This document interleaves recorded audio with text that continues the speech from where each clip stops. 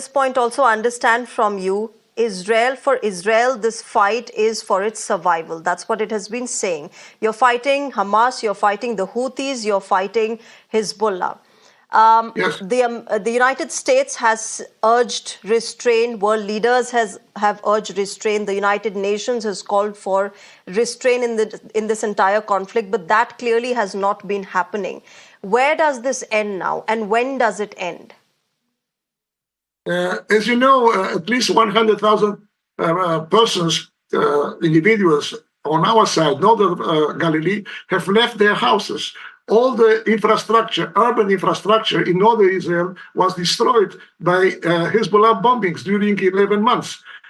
All the agriculture, if you want, production, most of the urban structure is destroyed. People don't have where to return. So what we want to do is to convince, first of all, Hezbollah, the Lebanese state, and the international community that we have to return to a situation when the northern part or the southern part of Lebanon is controlled.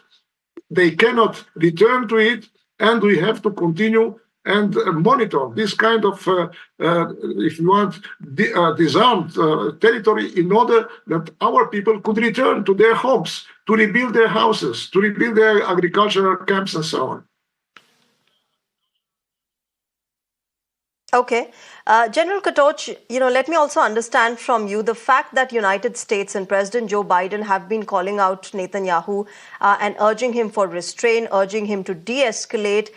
The fact that Prime Minister Netanyahu is defying all of these directions by world leaders, does it also point to the kind of reality that perhaps United States is seeing about itself at the current moment? The fact that its own ally, somebody he's supported, somebody the country has supported and the governance has supported, is not listening to it in the kind of current situation that we are in the kind of geopolitical ups and downs that we are witnessing? Look, the Netanyahu government has its own errors and mistakes. I think... Mr. Karmon, I'll come to you. This was for General Katoch.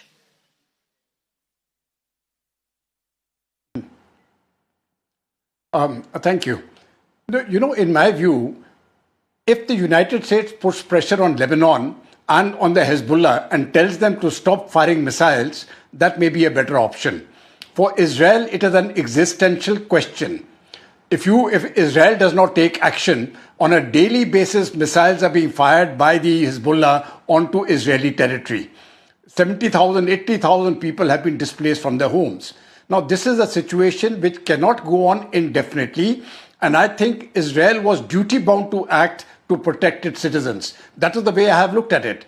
Now, for the US, they can talk, I also support the call for peace. We want peace in that area, and Prime Minister Modi has also said that.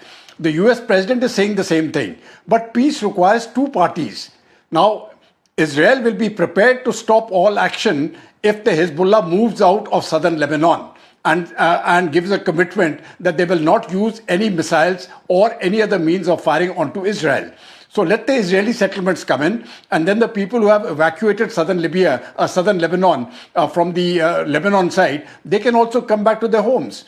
But you see, it cannot be one-sided. If all the restraint has been exercised by Israel, there will never be peace. And from the side of the terrorist groups, the Hezbollah, the Hamas, the Houthis, Iran has continuously stated that we want to throw Israel into the sea. That very famous quote which they keep saying, from the river to the sea, Palestine shall be free. That means they don't want to give any space to Israel to live. So for Israel, in my view, it is an existential problem. They have to defend themselves regardless of what the United States says. When it comes to life and death, Israel will choose life, even if they have to go against the United States. That's the way I look at it.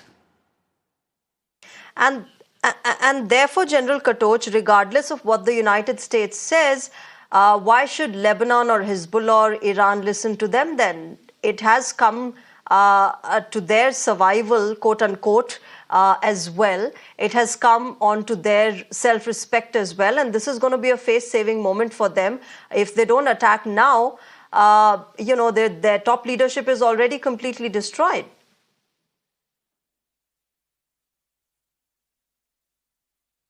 No, I think as far as the Hezbollah is concerned, there are very large groups, even in southern Lebanon, which are Shia. You see, it's very important to understand the way the population is distributed. There's a very large Christian population, there's a very large Muslim population, and the Muslim population is generally distributed between the Shia and the Sunni. Now, the Shias are in southern Lebanon, the vast majority, about 80 to 90% of the population of southern Lebanon is Shia. And then they've got an equal amount of population in the north. In between are the Christians and the Sunnis and other groups. So in southern Lebanon, there have been celebrations because even the Shias want peace. The Hezbollah has been fighting for war, but now the time has come when the local civilians there are saying, if you want to fire your missiles, don't fire them from our villages, fire them elsewhere, because they know that the retaliation which will come will destroy them. So I think the Hezbollah has to listen. This cannot be a one-sided war by which the Hezbollah carries on doing what it does. The Hamas, of course, has been neutralized. As far as Iran is concerned, I think they will be very cautious.